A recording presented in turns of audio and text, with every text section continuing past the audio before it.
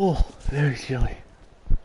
Woke up this morning about 6 a.m. or so. It was 4 degrees. My word, was it chilly. Oh. It's good to know when the world lets you know it's... Now, let's see when the stream pops up, huh? Oh, dearie me. That one. Is that it there? Fantastic. So the chat's up, the stream's up.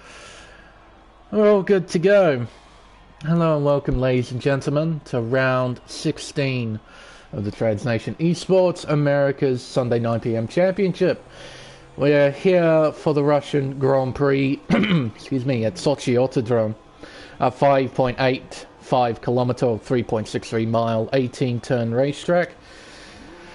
It's one of many Tilkodromes located on the calendar. This is probably one of the more boring ones on the real life calendar.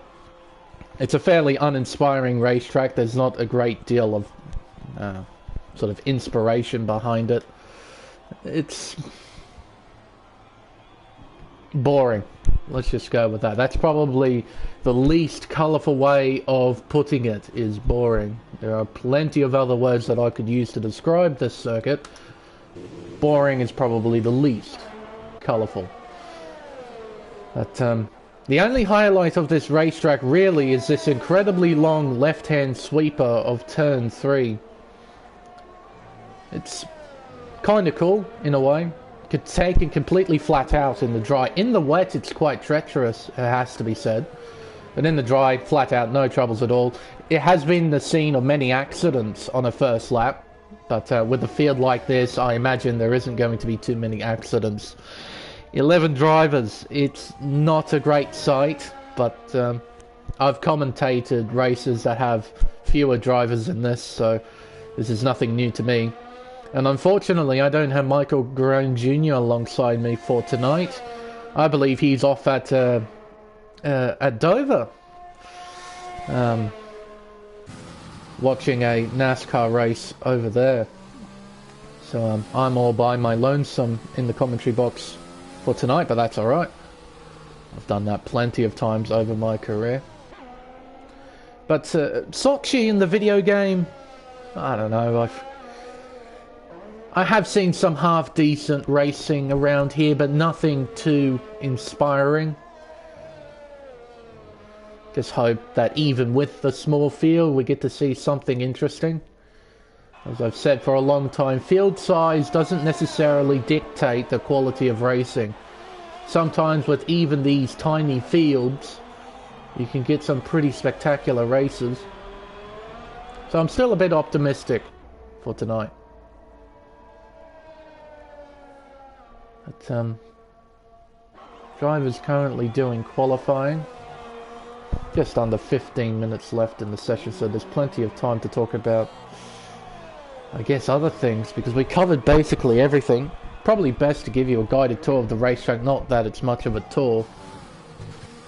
You can see around the racetrack, it's tons of space, tons of runoff.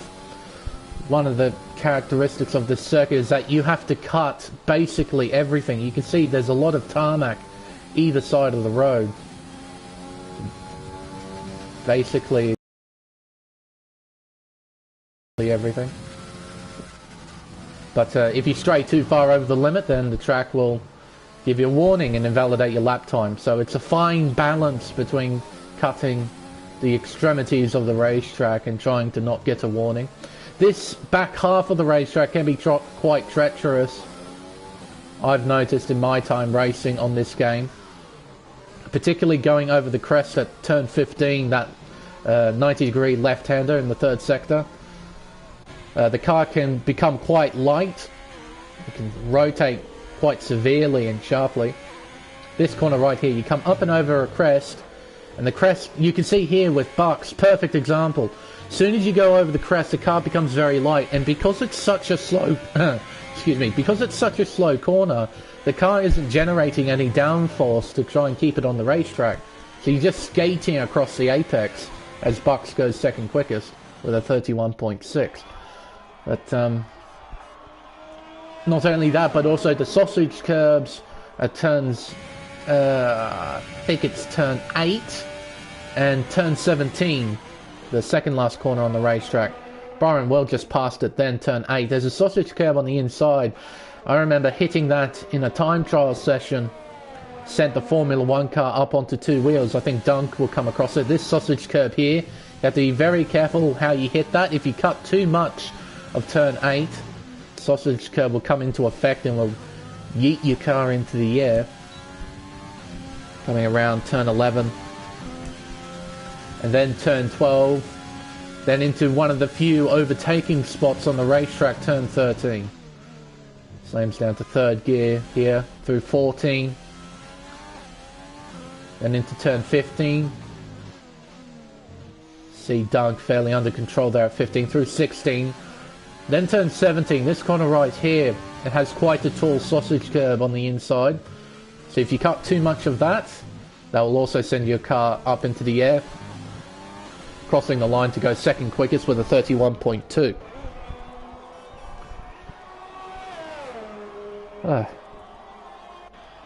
And of course the other key overtaking spot, probably the most prominent overtaking spot on the racetrack, is here at turn 2.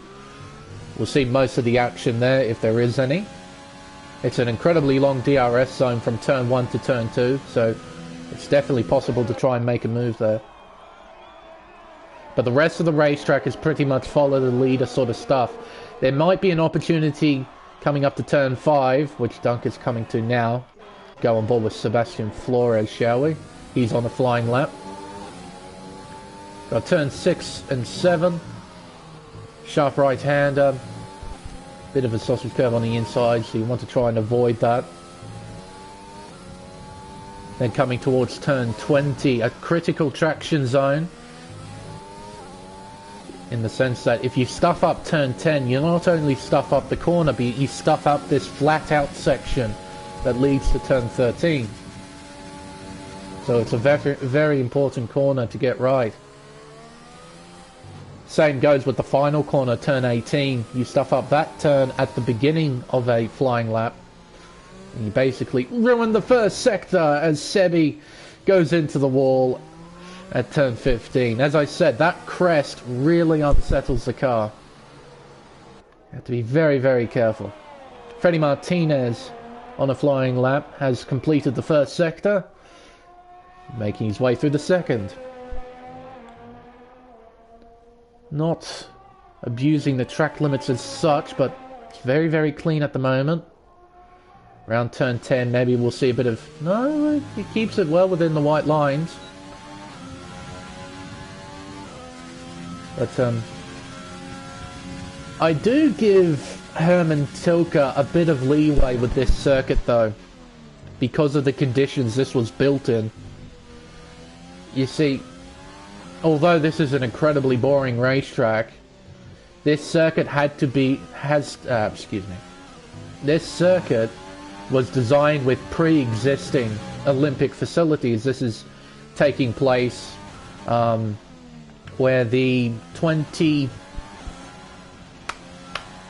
what year was it when Sochi hosted the Winter Olympics? Was that 2014 when it hosted the Winter Olympics? I can't quite remember. But you can see all these massive facilities around. They're all stadiums. So Tilke had to design a racetrack that was grade 1 material, but within these facilities you can't just knock them down and build a racetrack over them. Given very little in terms of space to design what he probably would have wanted.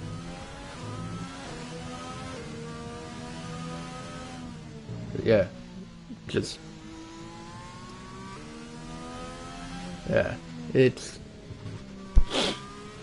I give Herman a bit of leeway in that regard. Unlike a racetrack like Yas Marina, where it was a literal sandbox, where he could have built anything, and in his infinite wisdom decided to build the buildings first, and then the racetrack. I don't know who does that. Instead of building a great racetrack and then building the facilities around it. You've built great facilities, and some of them are fantastic at Yas Marina, and built one of the worst racetracks to have ever been on a Formula 1 calendar ever. And it's a permanent fixture to the calendar as well, Yas Marina. Even has a contract to host the final round of every season, because they've got that much freaking money. Ugh. Wish they would redesign that horrible racetrack. And anyway, coming towards the pointy end of qualifying, Freddie Martinez is currently at the top of the table with a 30.2.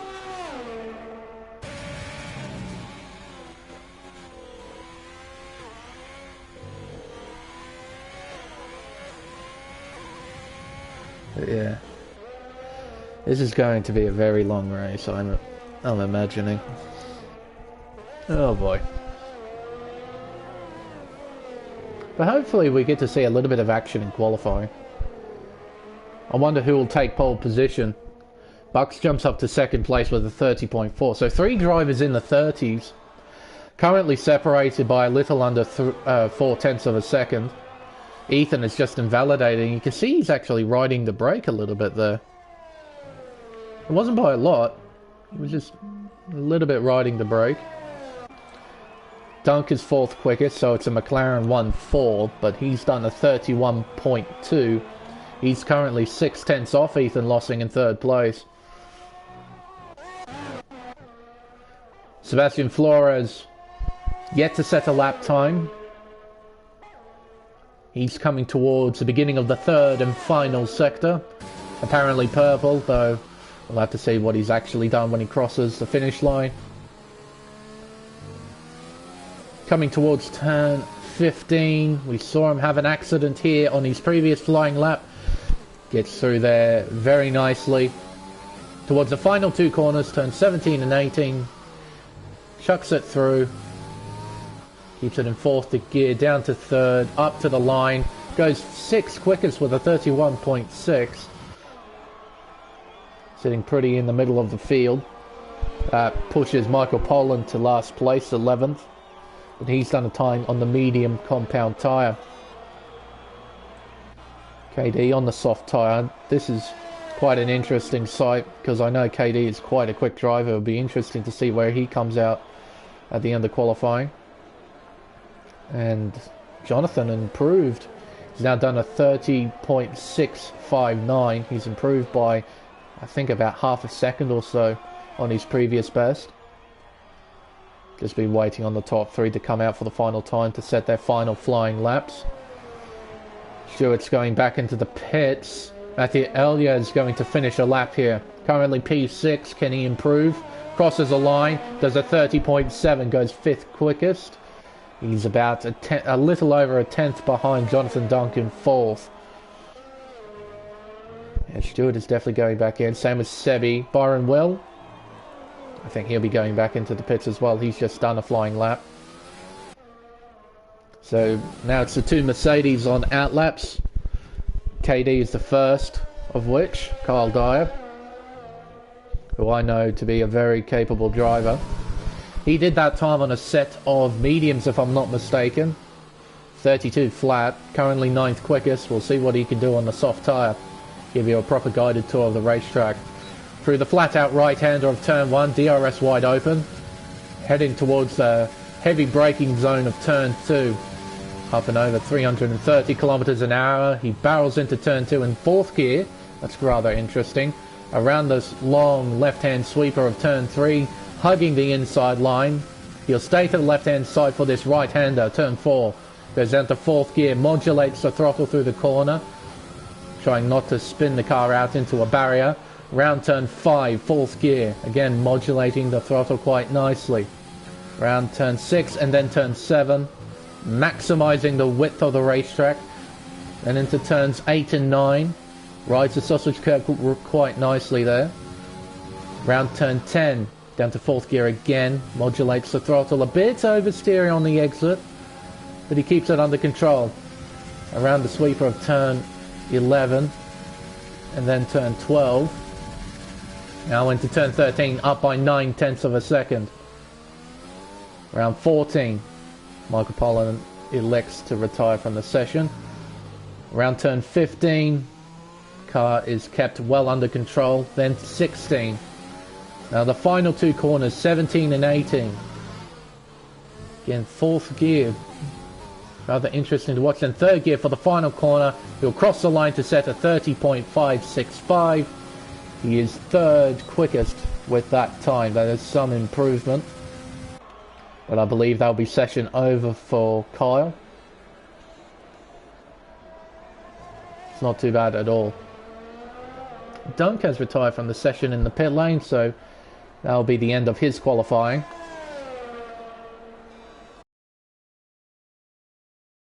A flying lap, and he invalidated. He's going back into the pits.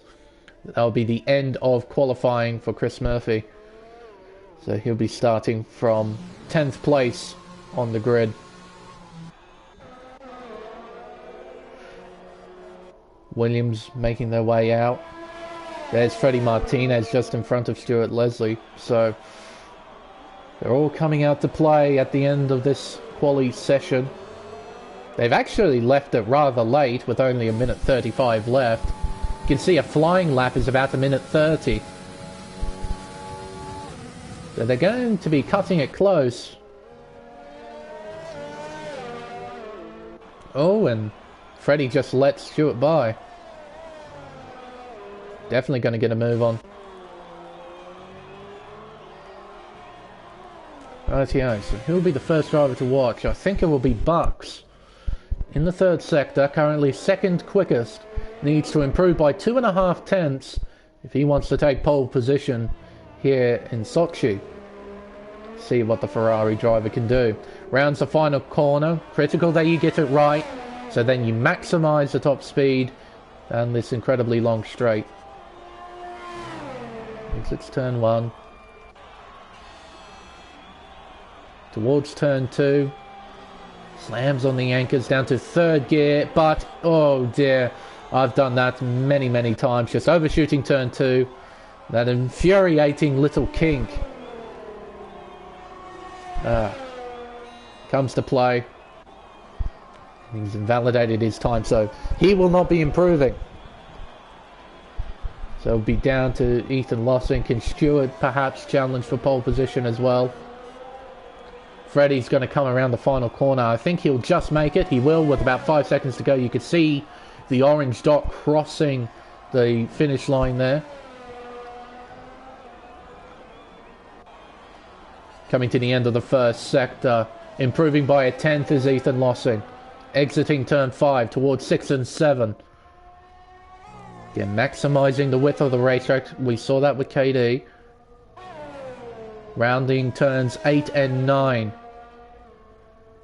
There's a yellow flag just in front. I believe that is Sebastian Flores, who has had a massive accident. Dear oh dear. So Sedi will be starting perhaps P8, perhaps P9. We'll see what Byron Will is up to in a moment. Up by 3 tenths now, Ethan Lossing. Can he find any more time here in the third sector? At the moment, it looks like pole position. We'll still have to see what Freddie can do. Though Freddie, I think, has backed off. Freddie has backed off. So can Ethan challenge for pole position? He rounds the final corner, crosses the line to set a 1 minute 30.019. He's beaten Martinez by 2 tenths of a second. He has backed out of his lap. Same with Stuart Leslie, so no one else can challenge for pole at this stage. Byron will cross the line to go 8th quickest. Sebi does get pushed down to 9th place. So there we go, at the end of qualifying. A great lap at the end there from Ethan. Freddie faltering on the final lap. He will start from P2. We have Bucks in P3 who invalidated at turn 2, remember. Be interesting to see if he went on to complete an actual flying lap where he would have ended up. KD in P4, Jonathan Dunk P5, Matthew Elliott P6, Stuart Leslie in P7, Byron Will in P8, Sebastian Flores 9th, Chris Murphy in 10th, and Michael Poland rounds out the field in 11th place. He'll have a free choice of tyre as well for the start of this one. There we go. Now we've seen in races past that Ethan and Freddie are quite close to each other in terms of pace, so fingers crossed to an exciting race at the front.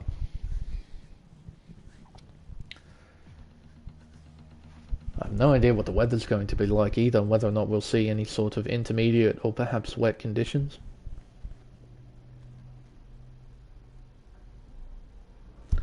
It's intermediate conditions, right. So that adds an extra layer of drama to this event. Because I mentioned at the start of the stream that turn 3, that long left-hand sweeper, it's quite a redundant corner in the dry. It's taken completely flat out and the car generates enough downforce so you don't have any problems. When it starts to rain though, it becomes quite the treacherous corner. It's a bit like turn 10 at Circuit Paul Ricard, the right-hand sweeper after the chicane. Taking completely flat out in the dry, not flat out in the wet. Another good example is probably Cops Corner at Silverstone, where the wet conditions start to play a massive factor in how you negotiate those particular corners. Be quite treacherous for all the drivers in the field. Set off on the formation lap. We know that people are starting on the intermediate tyre. Yep, everyone on the intermediate tyre.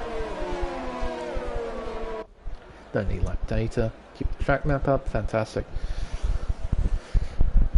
But this will be a very, very interesting run. As you mentioned, Brett, in the YouTube chat, the person in P3 gets a fairly nice advantage with the slipstream to turn 2. But then you toss in these wet conditions and then it becomes a bit more tricky. Case in point, on the formation lap of all laps. Granted, their tyres will be quite cold. They need to get them up to temperature. And Ethan will thank the Codemasters gods that they haven't implemented damage on a formation lap. Otherwise his race will be royally screwed. But yeah, this will be very interesting. I can't remember the last time I saw a wet weather race here at Sochi. It's been a while. So this will be interesting to watch, I'm sure. The first couple of laps at least. I don't know what the middle of the race and the end of the race will look like.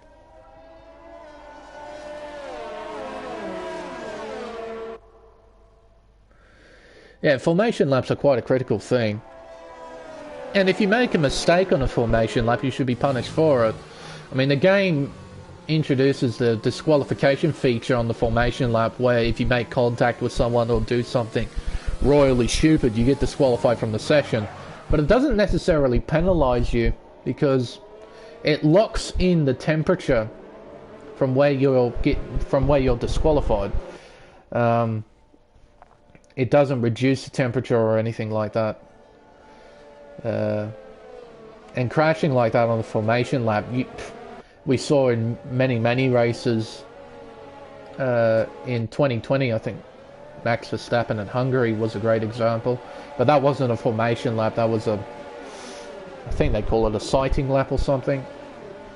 When they initially line up on the grid, he made a mistake, crashed into a wall, and the mechanics had to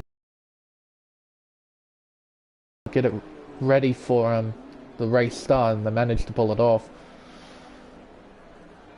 But anyway, that might be something Codemasters might implement in the F1 2021 game, you never know.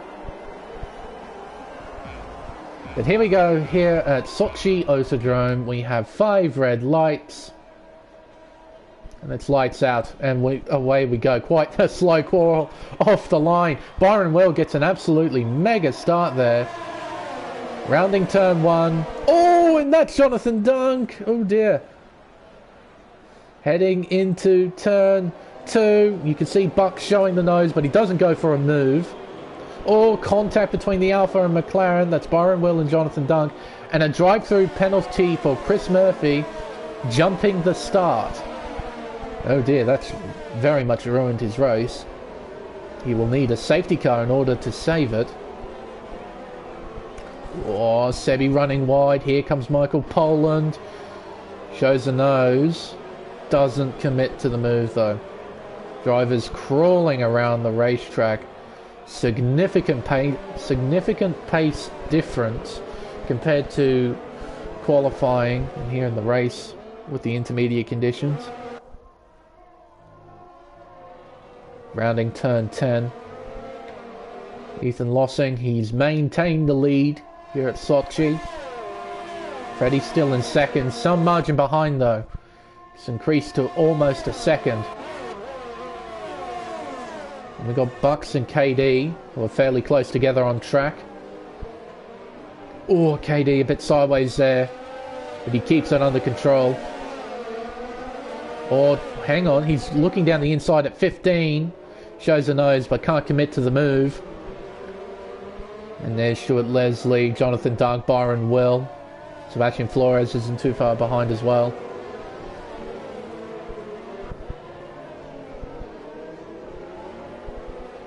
As Michael Poland gets overtaken by Matthew Elliott. That was a driver who had a shocking start off the line. You could see the Red Bull almost stationary at the start.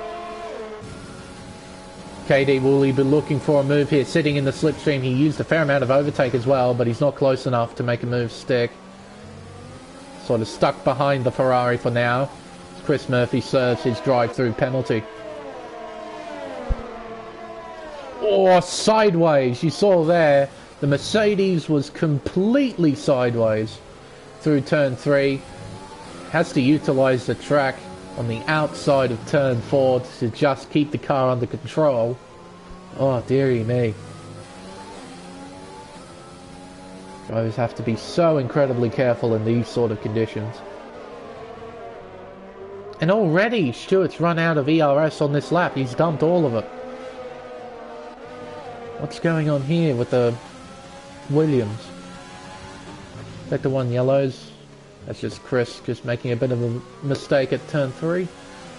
Oh, Stewart slid a bit sideways at the exit of turn 10, but he keeps it under control. And he will hang on to P5 for now as well. Dunk can't find a way past. Although Stewart goes very deep. Around the outside goes Dunk. Stewart hangs on for P5. Rounding turn 16. That was very close between those two. Ooh.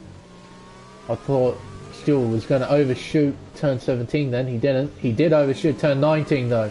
Here comes Dunk.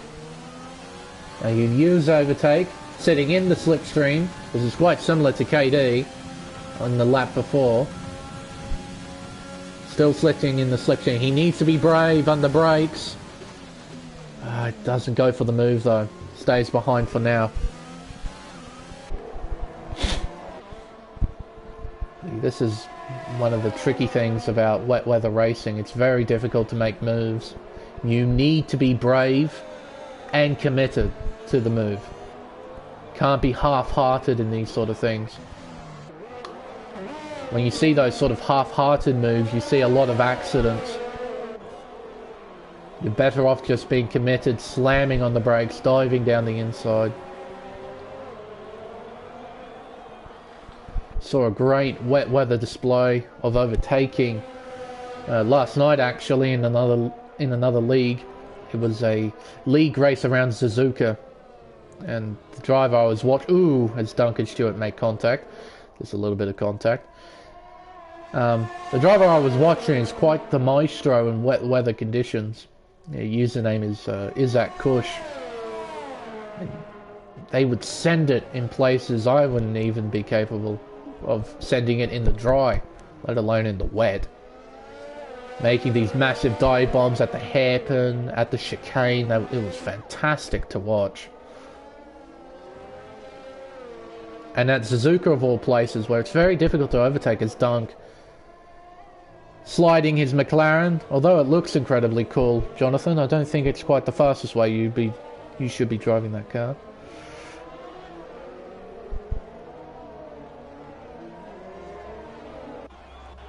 Back towards the front. You can see the top four are still fairly close. I'll give them that. They haven't pulled away from one another. They're still fairly close. If this was in the dry, this would be very interesting to watch. With these four drivers being so close.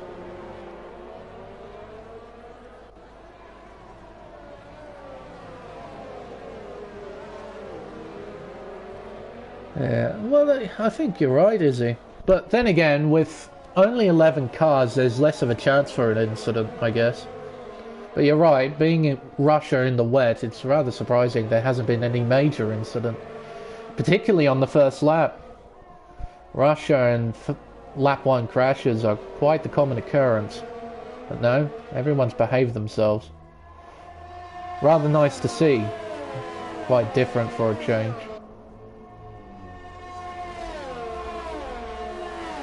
Top 4.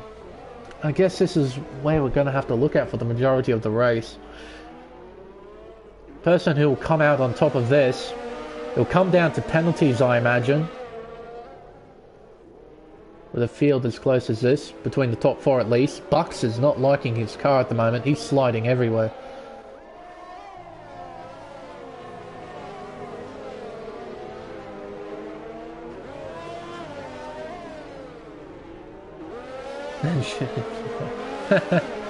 You're quite right too, bro. It's something I've noticed over my time commentating.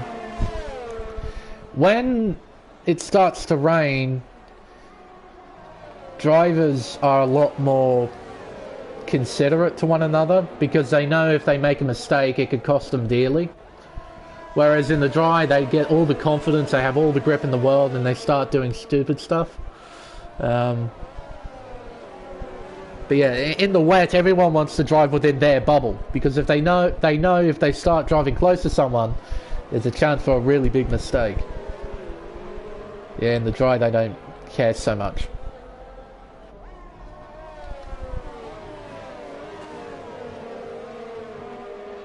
You can see here that no one making any advances on anyone, so these 4 are fairly even in terms of pace.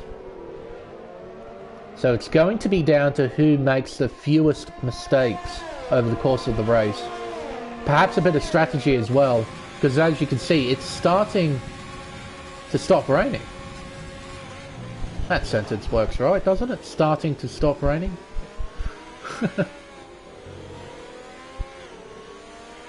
In fact, it's stopped completely now.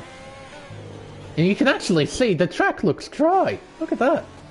If you take away the spray, there's no obvious wet weather line, there's no obvious dry line. It looks fairly dry all around. So who's going to blink? And when? That's probably the more critical bit. When do you blink? You can still see there is plenty of spray coming off the tyre. This will probably a race engineer to deciding when to pit.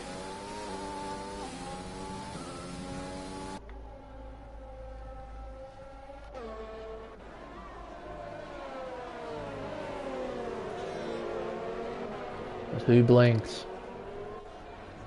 Coming towards turn 5, beginning of the second sector. Polish Sniper, a 3-second time penalty, the first for tonight. First of the 3-second penalties. There's the second one in quick succession. Freddie Martinez. Saw him running wide there at turn 7.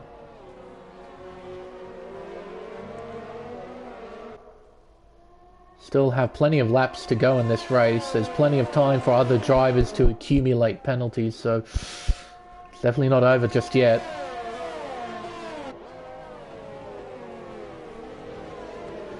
Though certainly Freddie is on the back foot with that penalty. Whoa, Bucks! Into the wall. I thought he went wide there at turn 14. Onto the AstroTurf on the outside, the fake grass. Lost all traction. He went spearing into the wall. Now, I'm thinking he's going to pit for slick tyres. In fact, KD's just gone in front of him.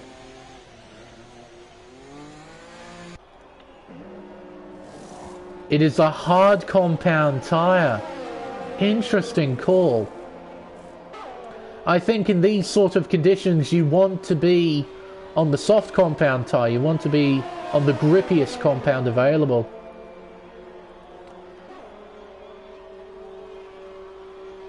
Because it's going to be very difficult to drive this car in these sort of conditions. Exiting the pits now. Be very interesting to see whether or not this decision pays off for KD. Sebi's gone for the medium compound tyre in P10. Slightly better tyre to go on to.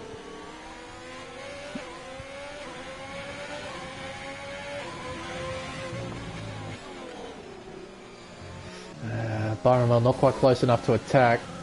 We'll go back up to these two, shall we? Well, actually... Oh, Dunk's just lost a little bit of time there. I thought Dunk might be close enough to attack.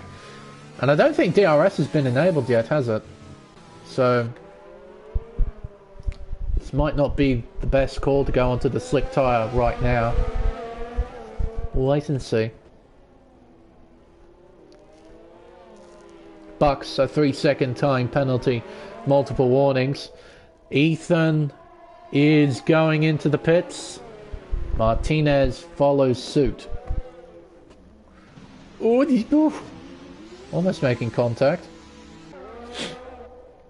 Stewart is going in as well. Same with Dunk. It might be a slightly slower stop for the McLaren driver. Oh, you can see Stewart. He slowed up quite a bit and he still sped into the pit lane. As Freddie goes onto the soft compound tyre. I think that's a right call. And that's Chris Murphy as DRS is now enabled.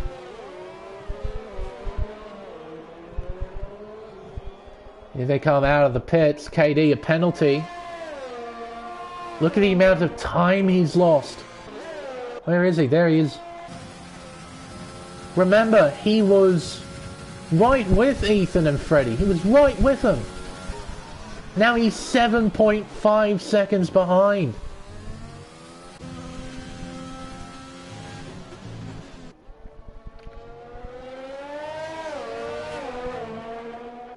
That is massive. But he's comfortably in third at the moment. He's got a healthy margin to P4. Stuart Leslie on the medium compound tyre. Looks like the cars are still skating around the racetrack. It's... oh! You can see Bucks into the wall again. For the second time in this race, he's gone into the wall. Completely smashed his front wing. I thought the hard tyre wasn't the right tyre to go on to. And here comes Freddie. Using DRS, he slingshots by his rival and into the lead. Lap 8 of 27 here at Russia. A fairly straightforward move there from Freddie. Just a simple move using DRS. But now he needs to get the hammer down. Set some really fast lap times and pull away from Ethan. Go back to Bucks. See what he's up to with that broken wing. He's still trundling around the racetrack. Oh, and that's Chris Murphy, I believe. It is. He's had an incident at turn 3. He's destroyed his front wing. He's got to do an entire tour of the racetrack in order to get back in. See here, Bucks pulling off to the side. Very professional. Doesn't want to hold up any of the other drivers who... one of which has gone straight on, Michael Poland there. But he's still going, Michael. Yes, Bucks will be going back into the pits to get a front wing change. Perhaps he might retire from the race as well.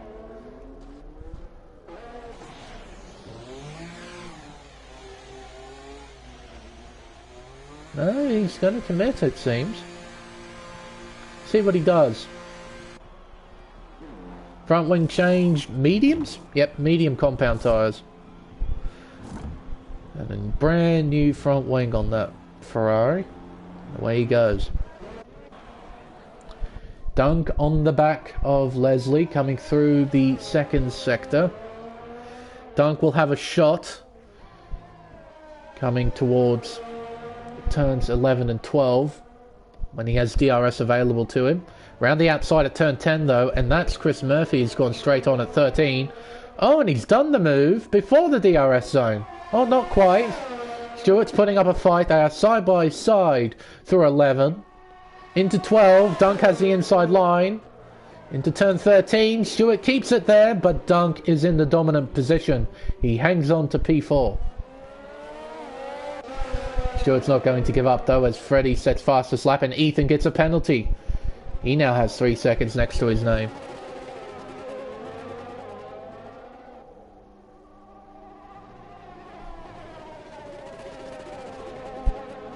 And there's Chris Murphy stuck in the pits. Hello. What are you up to?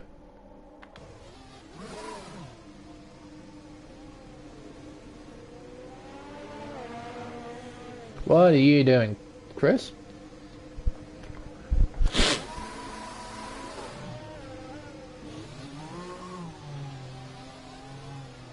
I have no idea what Chris was doing though.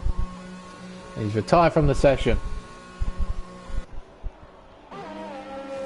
He was guaranteed to score points because I believe 2 drivers are reserves, and that's Bucks and KD. He's had enough. He doesn't want to score. Ooh. His Mercedes is stuck. Not moving. It doesn't matter. It's gone now. There we go. In a way, I don't blame them. Even though you might be scoring something, you're right at the back of the field, miles behind anybody. Just have to trundle around for 18 laps and do nothing.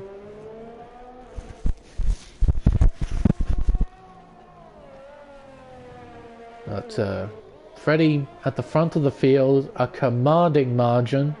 5.3 seconds, you can see, setting faster lap times. 38 he's just set. Currently 8 seconds off the pace from qualifying. That's quite a big margin.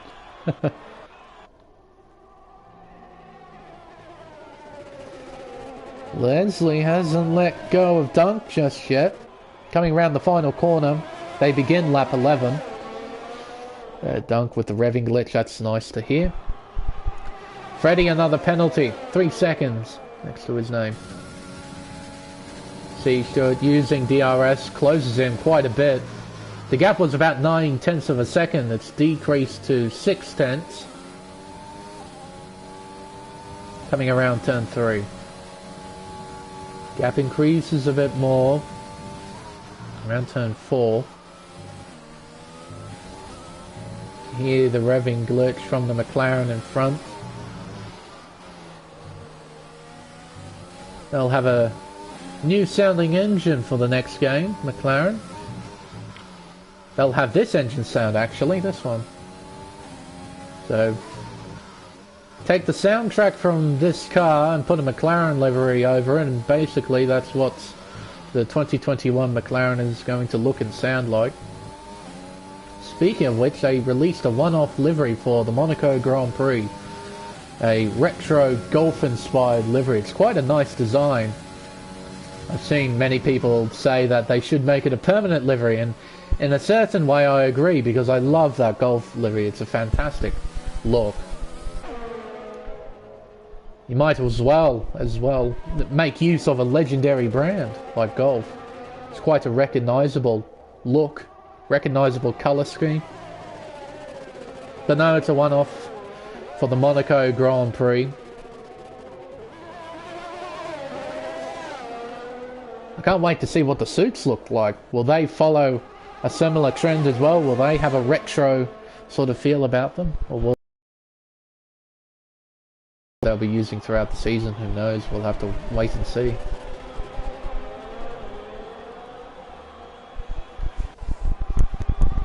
It's nice to see that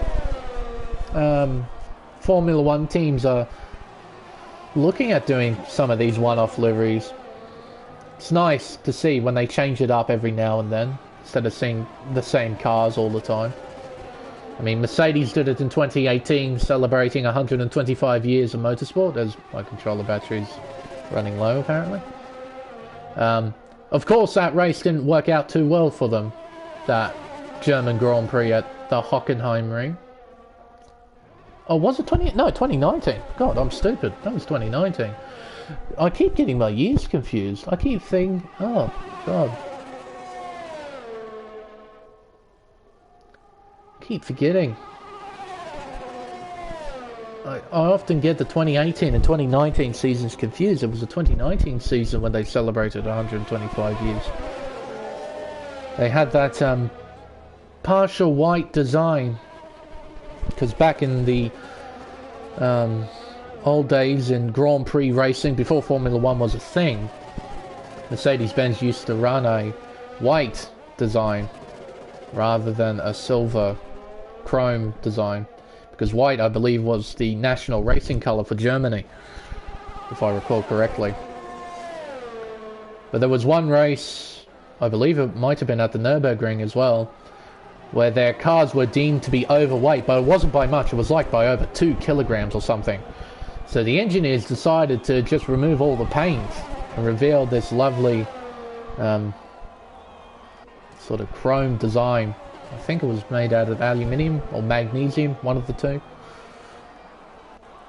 And since then it's been a trademark for Mercedes-Benz, the silver arrow design. Actually, that's where the nickname came up from. It was from a newspaper article after one of the races at the Nürburgring. One of the reporters dubbing the Mercedes-Benz, they're flying around the circuit like silver arrows. And the name stuck. And the design stuck as well. But originally they ran white cars. Hence the retro look. Ferrari did the same thing in 2020, celebrating 70 years of Formula 1 being in the sport. And their 1000th Grand Prix as well at Mugello. Had that burgundy sort of look about it, an old-fashioned look. Well, it was supposed to look old-fashioned. I don't think they quite nailed it, though. And they sort of implemented part of that design with their current car, with the rear end of the car, sharing that burgundy sort of look. But now McLaren, with that semi-retro Golf livery, looks fantastic as well. Oh, that revving glitch. Oh, to think after 2 games it's still here. That revving glitch. It's horrible. No, it's very nice that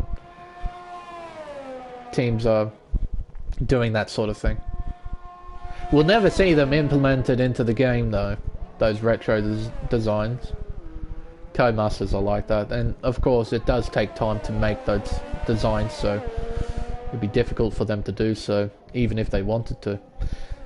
But I don't really think they want to.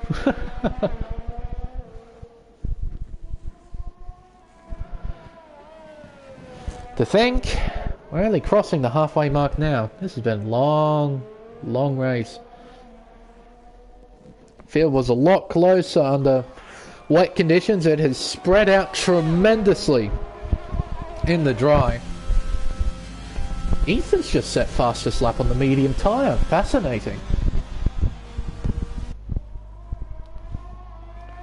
So the conditions are starting to come quite good, and those medium tyres are starting to come good as well.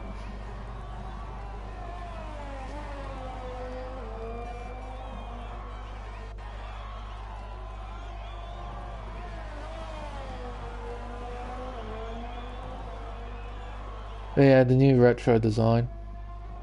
Oh! They are new suits.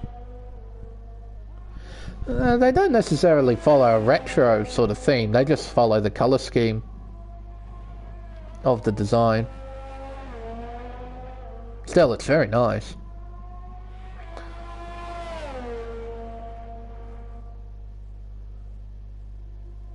I'm looking forward to seeing that thing on track.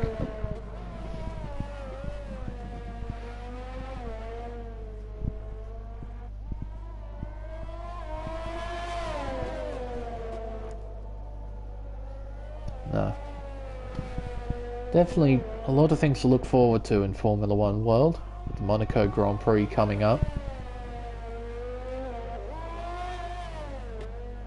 Probably one of the more anticipated Grand Prix for this season, although, you know, people talk about, oh, it's Monaco, it's boring. It is Monaco, it's a very historic race. It's a very important race as well. It's a race that a lot of people want to win.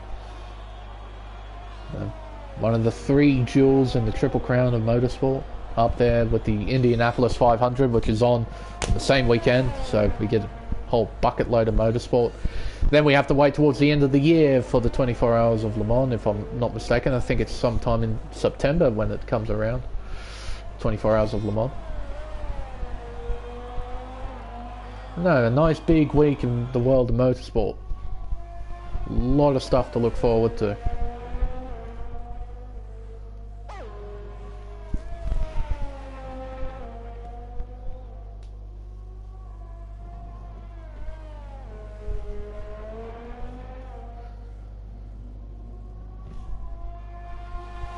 What do you mean? Now, I have been looking at it a bit more closely. Freddie will need to make another stop. I don't think those soft tyres will make it.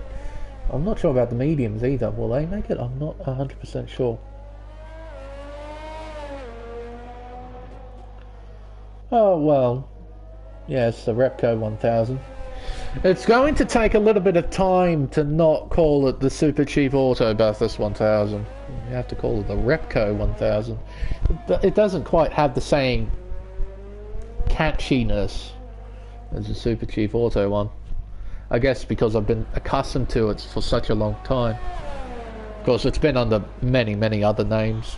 So, James Hardy 1000, the Hardy Ferodo 1000, the FIA 1000, the FAI 1000. I keep on saying it wrong. Yeah, no. Gone from Super Cheap Auto to the Repco 1000. Which hopefully will be interesting to watch. I think it's the only endurance event of the calendar. Oh yeah, the Bob Jane T-Mart 1000, yeah, of course. I think it's the only endurance event on the championship calendar, if I'm not mistaken. Because we've already been to the Bend. Oh, Freddie, you've got a big lead, mate. Don't throw it away. Deary me. But, yeah, and the Gold Coast is hosting the final round of the championship, the Gold Coast 600. But, it's not an endurance event. It's just a regular sort of 2 or 3 race event, if I'm not mistaken. So, you know, it's a bit disappointing in that regard that we only get one co-driver event on the calendar, but it's the most important one, so, you know, at least we have that. Is there supposed to be a race in New Zealand this year, Brett? Do you know? Because I have no idea.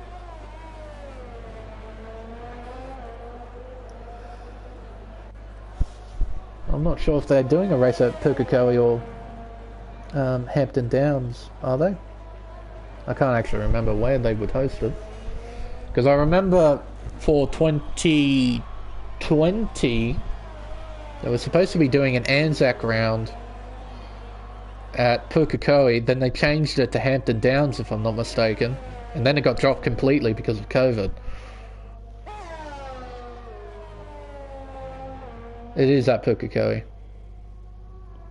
It's 3 a.m. It's 3 a.m. and I've got work in 4 hours. It's probably best that you sleep, Izzy. Sleep is very important. Incredibly important. Even little bits of sleep is great. The only thing I hate about sleep is waking up from it. As I've said on many occasions, and as I've said on many F2 streams, you go to bed tired, you go to sleep, you wake up, and you're still tired, because your body says, screw you, I need to, you know, get functioning again. And it takes about, oh, I don't know, half an hour or so until you're properly awake. And I hate that. Why can't I just be awake when I when I actually get up out of bed? Why? Why does my body have to take time? I hate that. And there goes Freddy onto a new set of softs. So Ethan goes into the lead. About, what would that be? 9 laps to go. Here comes KD. 3rd place on the hard compound tyre. He'll go past with ease. But Freddy on that soft compound tyre, he's going to be rapid. Actually, that gap is smaller than what I initially thought. Only 1.3 seconds, so Freddy's going to be lightning quick. And now he's got a margin. As soon as he gets past KD, the margin is going to be about 12.5 seconds. That's a lot of work to try and catch up, but we saw in the first soft stint, he pulled out a gap of 10 seconds, so it's not out of the realms of impossibility for Freddy to try and catch up to Ethan and challenge again for the lead. It's still very much possible, but he needs to find a way past KD first. He should be able to, coming out of turn 10. Gap is 4 or so tenths. Polish sniper Michael Poland getting a penalty there. DRS open, sitting in the slipstream. I don't think there's much KD can do here. He'll try and defend the inside line for 13, but he already gets him, Freddy. Freddy already passed into 2nd place. And there's nothing KD can do. Absolutely nothing. So that's the gap. 12 seconds. The leader has crossed the line, 8 laps to go. For Freddy to catch up. Like I said, it's not impossible, but he needs to work very hard. Not only that, but we also have the penalty scenario with Freddy with 6 seconds compared to Ethan's 3, though Ethan may get another penalty at some stage. So, and if he does, it will put Freddy and Ethan back on even ground.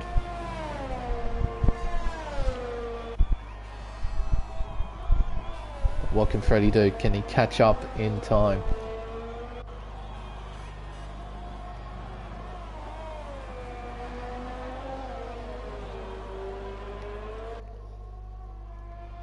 Yeah, you could say that. 14 seconds. He will need to catch up pass, which will not be easy, and then build up a margin of 3 seconds. And I think Michael just made a mistake at turn 13. Just bringing out a brief yellow flag. Gap closes to now 10.6 between the two cars.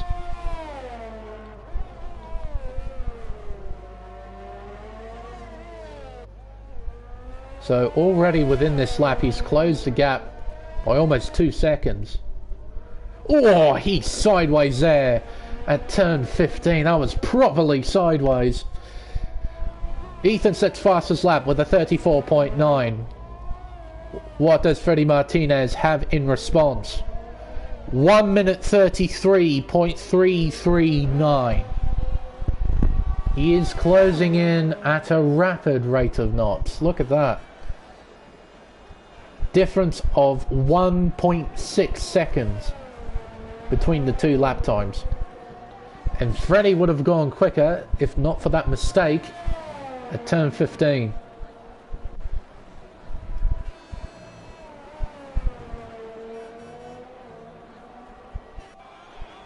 Coming through the second sector now. Modulating the throttle nicely. Down to 4th gear again, just modulating the throttle very nicely, keeping the car under control. And another penalty, 9 seconds now for Martinez. That will hurt him quite a bit. That means Ethan Lossing has a 2 penalty advantage. He's only on 3 seconds, Freddy on 9.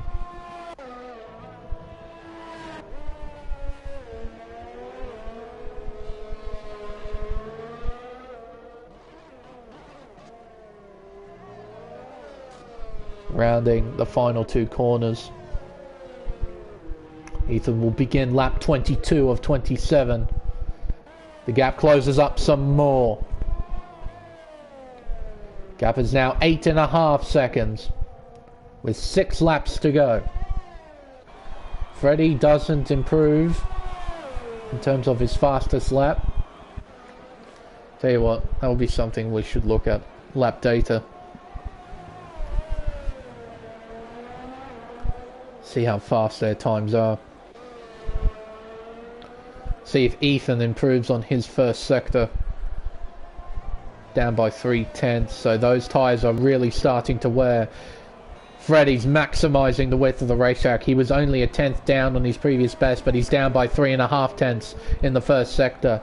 Michael Pollan, another penalty, 3 seconds worth.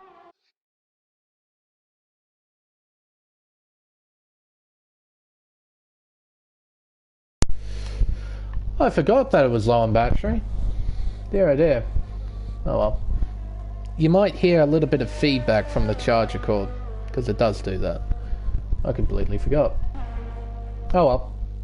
Just a brief pause to everything. Freddie down in the second sector as well. Not just down overall, but he was a 10th down on his previous Sector 2 best time. But the gap is closing up. It was 8.5 seconds at the finish line on the previous lap. Lawson crosses the line to begin lap 23. Freddie does the same. The gap is 6.1 seconds. 33.7. What did Lossing do? I can't quite remember. We'll look on the next laps. Give you a more accurate representation. Rounding turn 3.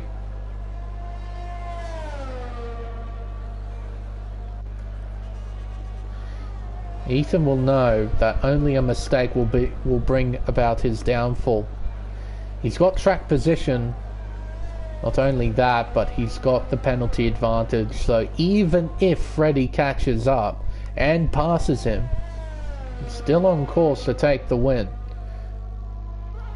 It will only be a mistake or some sort of collision with Freddie or something along those lines that will bring about his downfall in this race. Maybe even a puncture. I'm not sure about the tyre life around here. I know that the degradation is seriously low around here, but in terms of the raw number, in terms of tyre life, I'm actually not too sure with this circuit. Don't do a great deal of races here at Russia.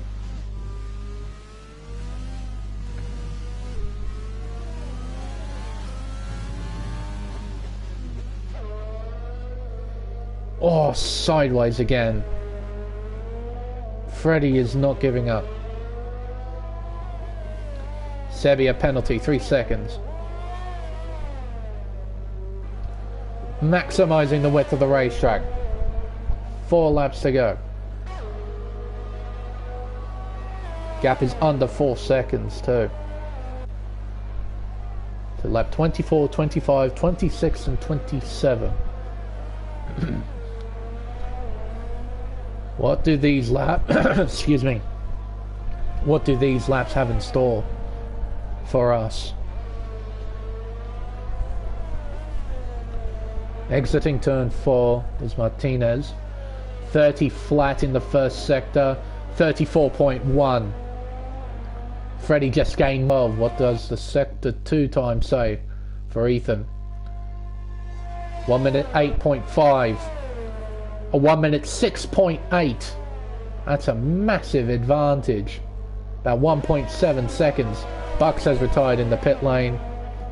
He's a reserve driver, so that's okay.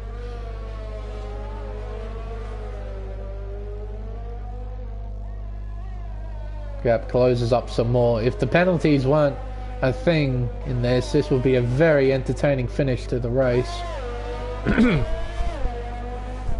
It's still going to be an entertaining finish,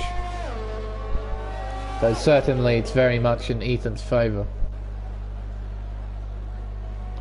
Matthew Alia, a 3-second time penalty. 3 seconds next to Ethan's name, 9 seconds next to Freddie's. We've been watching Freddie a little bit, and I've noticed he's exceeded track limits a number of times, particularly there at turn 4. So he might be close to another penalty.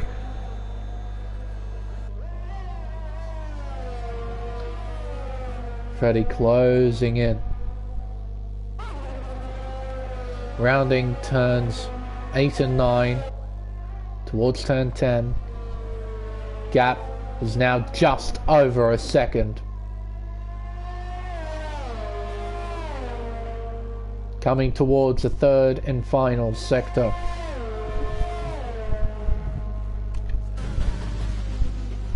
Through 13. Excuse me. Even though I haven't been talking too much, I'm starting to lose my voice. Gap is now well under a second. Freddie should be able to find a way past.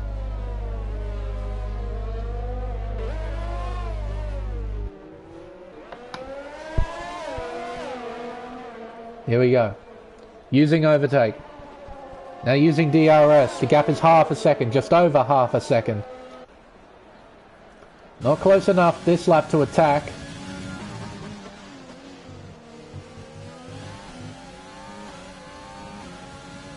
Rounding turn 3. Hugging the curb. Rounding turn 4. And the short straightaway towards 5. This will end the first sector. The gap, 3/10.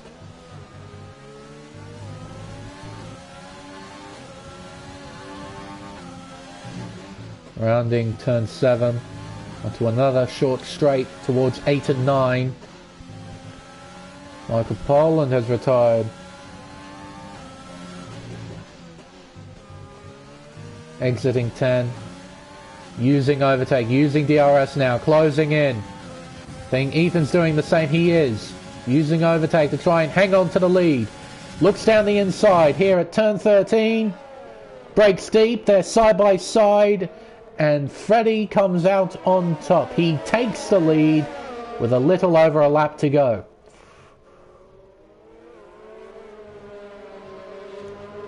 So it seems that the strategy has worked out in Freddie's favour for sure, but those penalties are going to be his downfall. We now begin the final lap here at Sochi Autodrome. Lap 27 of 27.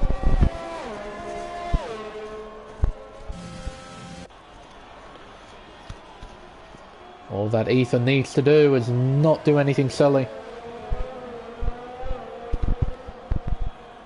Just needs to drive nice and calmly. Oh,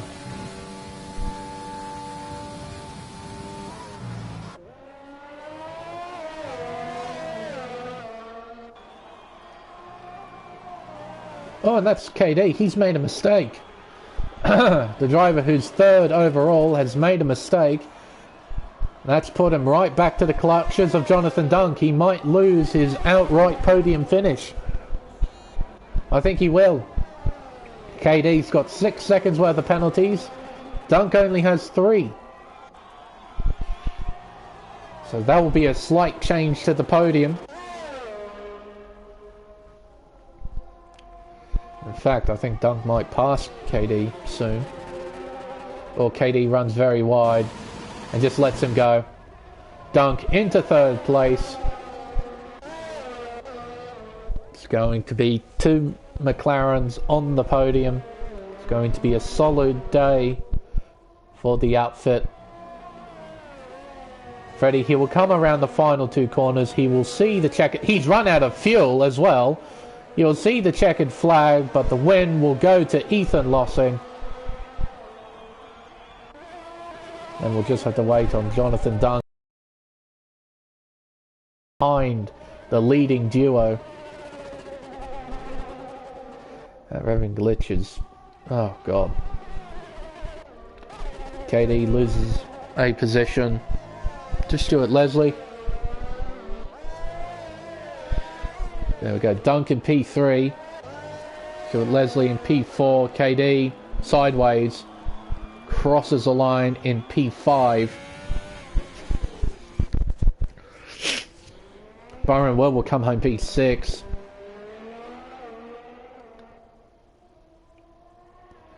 With the adjusted standings, it will be P5, a top 5 finish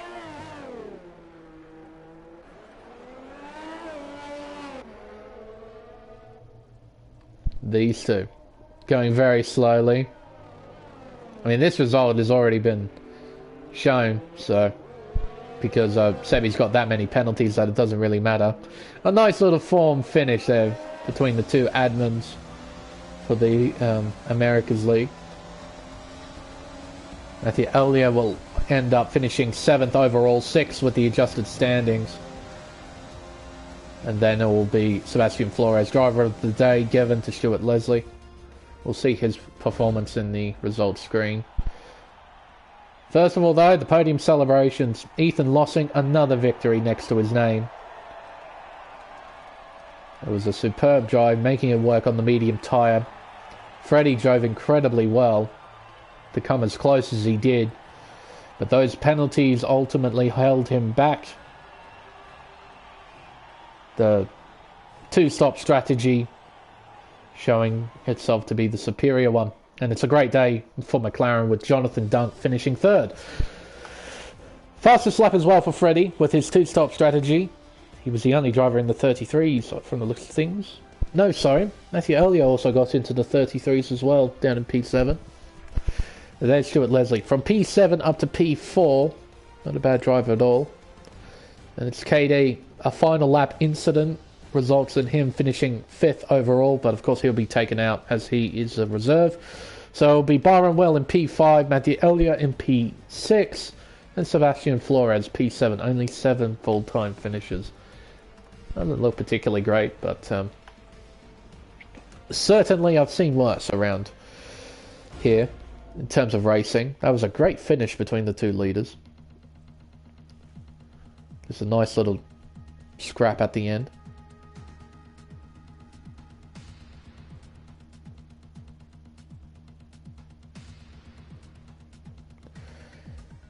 But, yeah.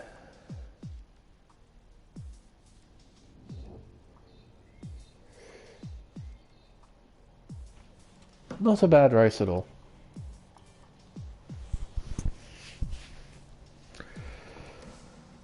Should I even bother with post-race interviews? I think a lot of people would rather forget this weekend than reminisce about it. Just move on. Look forward to next week rather than look back at today.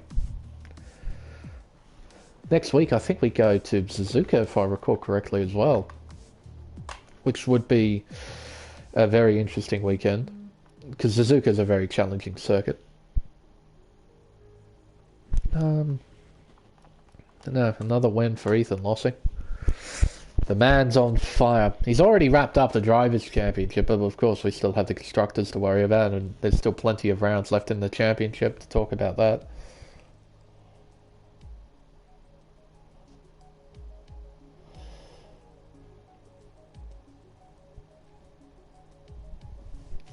But, yeah.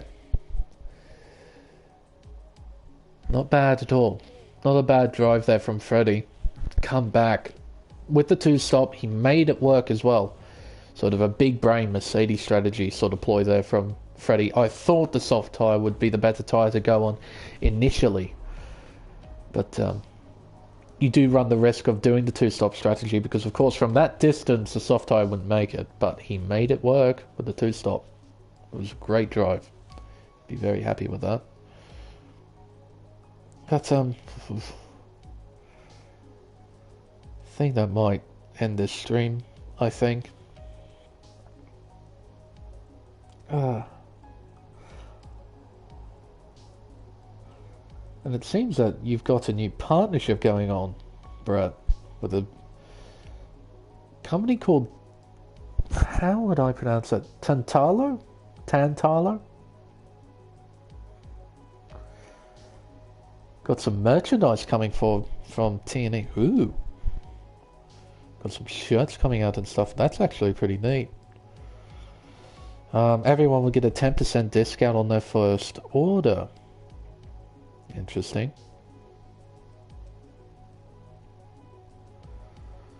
They can do custom designs on t-shirts and whatnot. That's very interesting. Well, it's good to see and hear that Transnation eSports is still branching out with other partners after what happened recently with our previous partner, but no, that's very nice to hear and see. But I think that will wrap up this stream, ladies and gentlemen.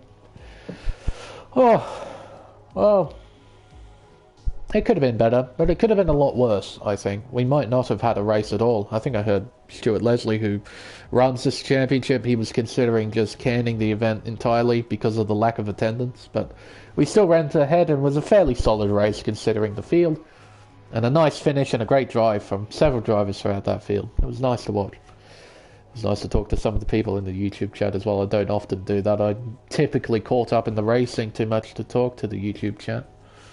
There wasn't a lot going on, so I got to reminisce with you lot, which is quite nice, quite different for a change. But I think that will wrap everything up today here at Sochi. As I said, next week, I believe it is the Japanese Grand Prix at Suzuka International Racing Course. Quite an interesting racetrack, very historically significant. It's probably the most historically significant track in Japan. Incredibly unique, only figure of 8 track on the calendar. It's a driver's circuit as well. Fast, flowing, old-fashioned. You're not greeted with tarmac on the runoff areas. You're greeted with grass and gravel for the most part. So if you make a mistake, the track lets you know about it, that's for sure. So qualifying should be very interesting to watch, I think. And hopefully the racing will be nice to watch as well. But until then, I've been the Smeg. Thank you all so much for watching, and we'll see you next week for the Japanese Grand Prix at Suzuka Circuit. Until then, goodbye.